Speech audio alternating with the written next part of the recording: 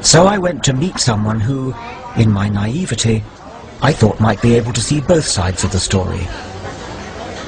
Yusuf al-Khattab used to be called Joseph Cohen, born and brought up as a secular Jew in New York.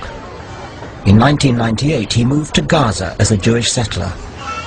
But there he discovered a different God, Allah.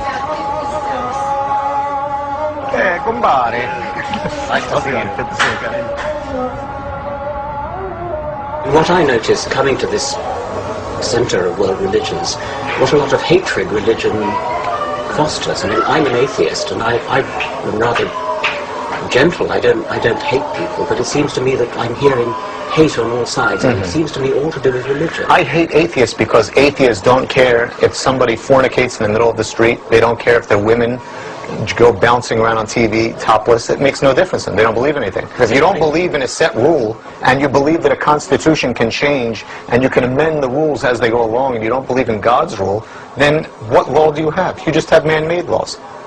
I realized I was in the company of someone who has willingly bought into fundamentalist dogma. It's the basis of morality.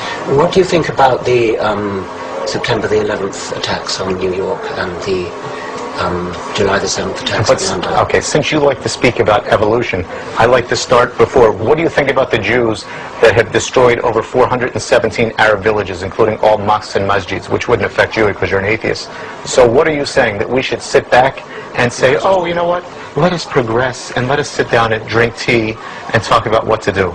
I think that's the most ridiculous thing. All I could say is, if there was no quote-unquote state of Israel, there would have been no September 11th. But if we've all got to live together, it's not going to be helped if there are people of very, very strong faith who simply know they're right and are not amenable to argument, because there's somebody out there who's just as faithful as you and has his faith just as strong as yours, which is opposite to yours. You see, the problem is, Richard, I think that you have fear. You know that this party of occupying Muslim lands and polluting society with these evil ideas that are around, it's not going to last forever. There will always be the soldiers of Allah there to give the response to this. So we also want the same thing. All we want is that we want the non-Muslims at this point off the lands of Muhammad sallallahu alaihi wasallam. All the lands of Muhammad, we want the kuffar out of it. Do you want Islam to take over the rest of the world? Of course I want it to, and it will.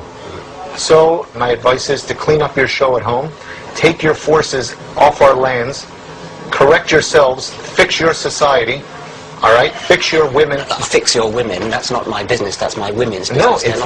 it is your business. It is your business. When you take the women and dress them like whores on the street. I don't dress women, they dress themselves. But you allow it as a norm to let the women go on the street dressed like